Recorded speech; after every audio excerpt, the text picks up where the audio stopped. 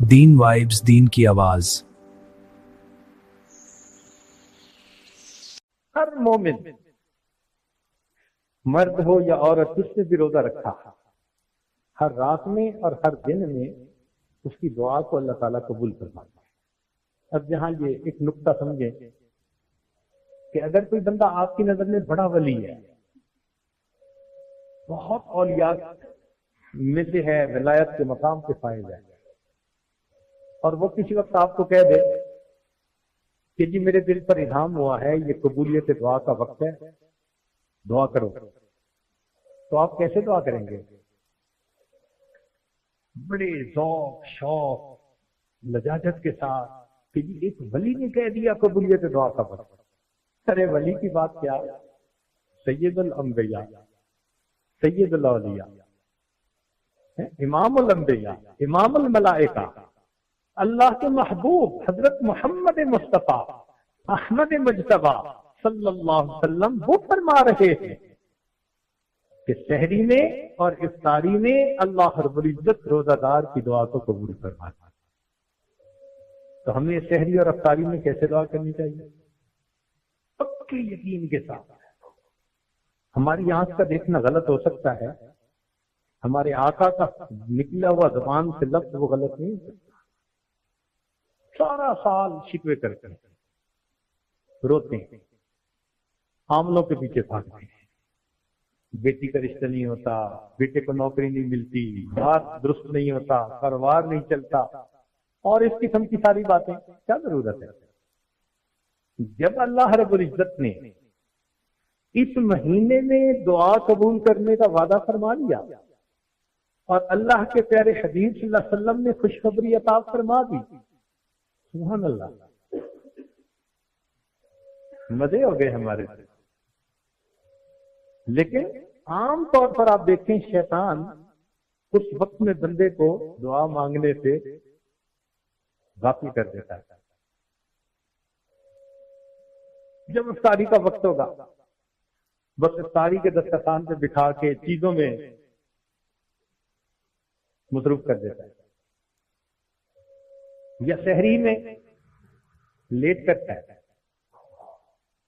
اتنا لیٹ کہ پھر وہ جی وقت ہوا یا نہیں، بس یہی فکر ہوتی ہے، اور کھانا، وہ دعا کا ٹائم نکل جاتا ہے۔ اہتمام کریں، کیونکہ نبی علیہ الصلوۃ والسلام نے خوشخبری عطا فرمائی۔ اس کی مثال یوں سمجھیں کہ جیسے 30 چیک بک، یعنی 30 پیپر کی ایک چیک بک آپ کو دے دی کسی نے،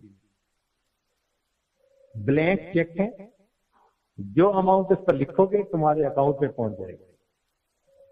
یہ 30 چیک، بلکہ 30 × 2 60، 60 چیک مل گئے، ایک شہری کا ایک افطاری۔ بلینک چیک داخل اسی طرح جمع کروا دیں گے تو کچھ بھی نہیں جائے گا، تھوڑا لکھیں گے تھوڑا جائے گا، زیادہ لکھیں گے تو ہم سے منحصر ہے۔ ایسا کیوں ہے؟ کبھی سوچا کہ صبح اور شام دعا مانگنے کے لیے اس مہینے میں خوشخبری کیوں دے دی گئی؟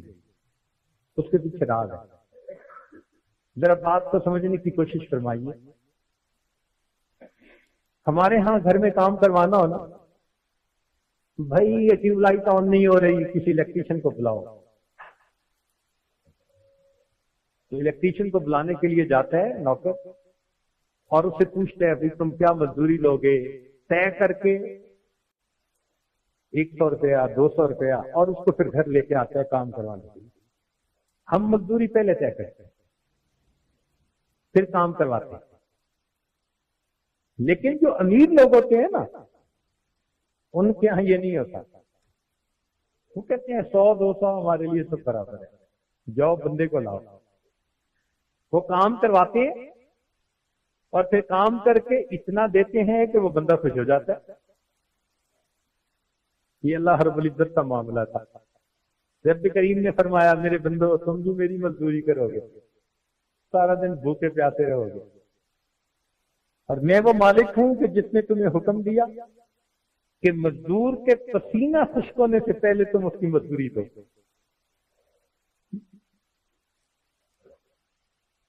لیکن تم تو مزدوریاں طے کرتے ہو نا، میں طے بھی نہیں کرتا، اور میں پہلے سے بتا دیتا ہوں کہ میں جو کہو گے تمہیں عطا کر دوں۔ لہذا نبی علیہ السلام نے بتلا دیا کہ فی کل یوم و لیلۃ دعوۃ مستجابہ۔ یہ چھوٹی سی بات نہیں ہے، سمجھدار بندے کے لیے یہ بہت بڑی بات کر دی گئی ہے۔ رمضان کا مہینہ، اللہ اکبر، ایک دن کا ایک لمحہ بندے کو ولایت کے مقام تک پہنچانے کے لیے کافی ہے۔ ایک لمحہ۔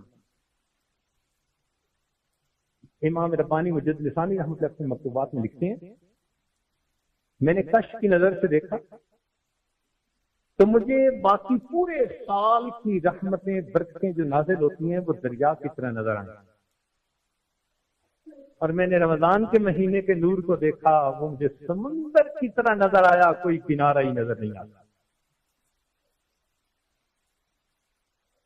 اللہ رب العزت نے اپنے فضل سے اس مہینے میں آج ہمیں وقت گزارنے کی توفیق عطا فرمائی۔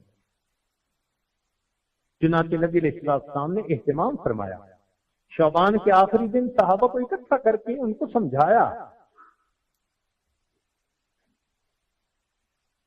ان هذا الشهر قد حضركم وفيه ليلة خير من 1000 شهر۔ یہ جو مہینہ آیا ہے اس میں ایک رات ہے جو 1000 مہینوں کی عبادتوں سے بہتر ہے۔ فرمایا فقد حرم من حرمها فقد حرم الخير كله ولا يحرم خيرها الا محروم۔ جو اس مہینے کی برکات سے محروم ہوا، ہر خیر سے محروم ہوا، اور اس سے محروم نہیں ہوتا مگر وہی جو محروم شقی یا بدبخت ہوا کرتا ہے۔ اس لیے ہمیں چاہیے کہ ہم اہتمام کے ساتھ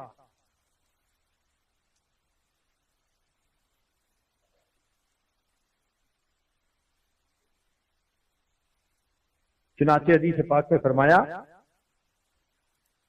کہ یہ ایک مہینہ ہے فینزل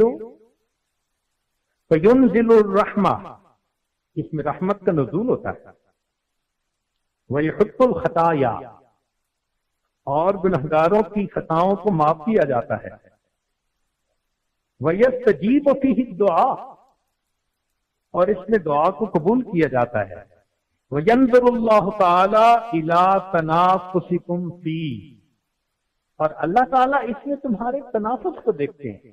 تنافس کہتے ہیں آگے بڑھنے کی کوشش کرتا ہے، کون کتنا آگے بڑھنے کی کوشش کرتا ہے، کون کتنا اللہ کو راضی کرنے کے لیے زیادہ مجاہدہ، زیادہ محنت، زیادہ یکسوئی۔ اللہ تعالیٰ اس کو دیکھتے ہیں، تو وہی روزے تو سب نے رکھے، مگر اللہ تعالیٰ یہ دیکھیں گے کہ اس روزے کو کما حقہ آداب کے ساتھ کس نے،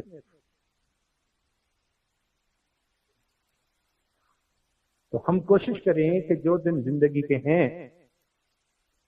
ان دنوں میں صحیح آداب کے ساتھ یہ وقت گزارنے کی کوشش کریں۔ چنانچہ نبی علیہ السلام نے ارشاد فرمایا الصوم نصف الصبر، روزہ آدھا صبر ہے، اور ایک حدیث پاک میں فرمایا کہ الصبر نصف الایمان،